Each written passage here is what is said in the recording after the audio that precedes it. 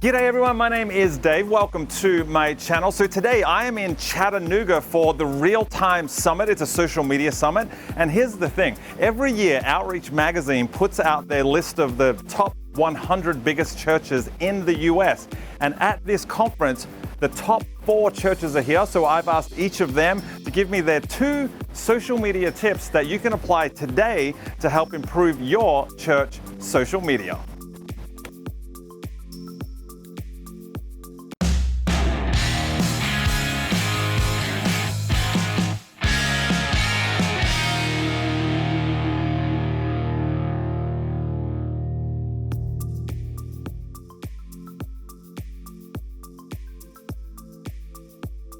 Hey, this is Bo Coffram. Bo does social media for Life Church. Here I am just chilling with Katie from the Highlands Church.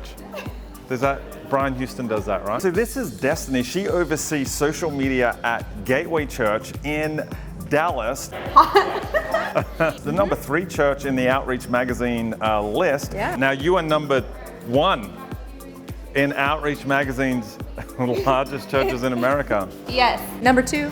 You guys are number 2. Well, yeah, yes. Used to be number 1. But... We're number 1 because they don't have all the facts.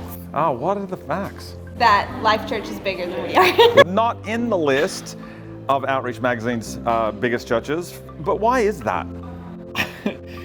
It's because, I don't know. Your top 2 social media tips, what are your 2 tips? Bo, we're talking about church social media tips, something practical that they can take away and maybe use even tomorrow, really practical things that churches can apply today. What are your 2 tips that people watching could apply today after watching this video? Probably my first tip is really pay attention to your metrics. So my first would definitely be to be empathetic. I think that something that perhaps even the church broadly has lacked over time is honestly being in touch with the things that hurt, the way that their communities hurt. If you're posting content that people aren't liking, how are you supposed to figure that out unless you actually watch your metrics? Look at your engagement rates, look at how long people are watching your videos. You can really figure out your audience behavior. Tip number 1, keeping a balance between pre-planned content and what you can post in the moment. That's good. A lot of times it's really easy to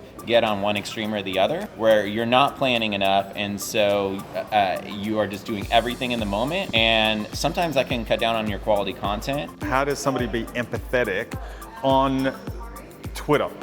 So you start off by whatever you're about to say, whatever you're going to refer to within your church community or whatever it is that you are marketing. You would want to look at it from the perspective of like, why are we saying this? Who are we trying to help and how are they feeling? So then being able to go, okay, they're feeling this way, so why don't we frame the way that we're speaking to speak to that person in a way that they'll go, oh, that's me. At Gateway Church, we use Sprout Social. I find it has a very, very robust analytics system, and their reports are fantastic. So that's what we use. We want to make sure and leave room for that in the moment stuff while also planning.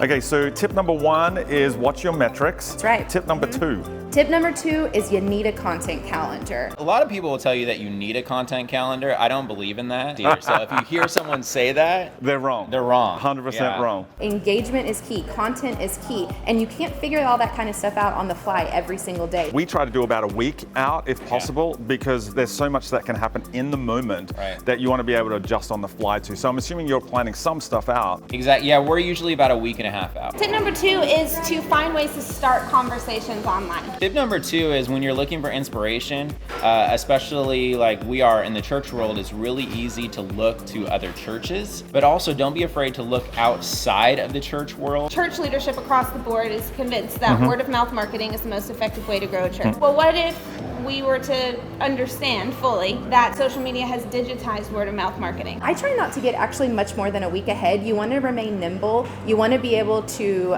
go with, if there's an awesome trend happening, you want to be able to integrate that into your calendar, but you need to be able to know what you're posting about. We are now able to tell stories in a way that is now potentially viral. We can stay in that Christian bubble, that church social media bubble. If they want to look outside of that, who would you recommend?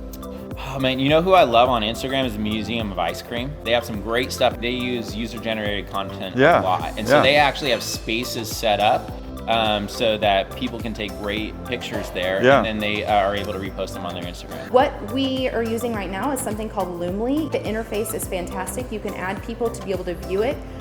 You can add people to edit it or just view only. So it like goes 2 steps, 4 steps, Yeah. 5 steps farther than an in-person invitation. Yeah. So thinking about our posts in a way that creates conversation. I really like that idea because a lot of what churches typically do is we invite people to events, Yes. but we should be inviting them to conversations. I know a ton of people who just use a spreadsheet, and it's the whole point though is just make sure you know what that content calendar looks like. And if you missed it, Destiny actually gave you tip number 3, which is have other people edit those posts. Getting that second or third set of eyes on a post that's about to go out is so important. The WWE does fantastic stories, Instagram stories, absolutely killing it. An events company like Social Lion, for example, their stories are absolutely out of this world. If you can get inspired by them. I also look to a lot of photographers because I'm a photographer, and Jesse Driftwood, I think, is doing IGTV better than any, and Instagram stories better than anybody out there. When you're thinking about inviting somebody to a conversation on social media, I always say question marks are greater than periods. For example, if you have a night of worship coming up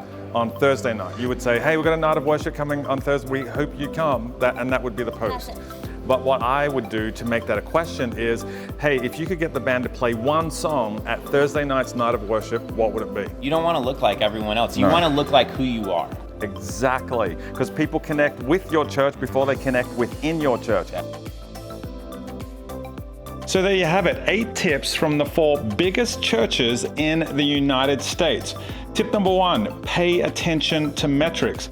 Number 2, be empathetic. Tip number 3, make sure you have a good balance between pre-planned and in-the-moment posts. Tip number 4, have a content calendar. Tip number 5, make sure your posts start conversations with your followers. Tip number 6, get inspired by social media accounts that are not church related. Tip number 7, have other people edit your posts. And tip number 8, question marks are greater than periods. Well, I really hope this video was helpful for you. If it was, give me a thumbs up and subscribe to my channel if you haven't done so already.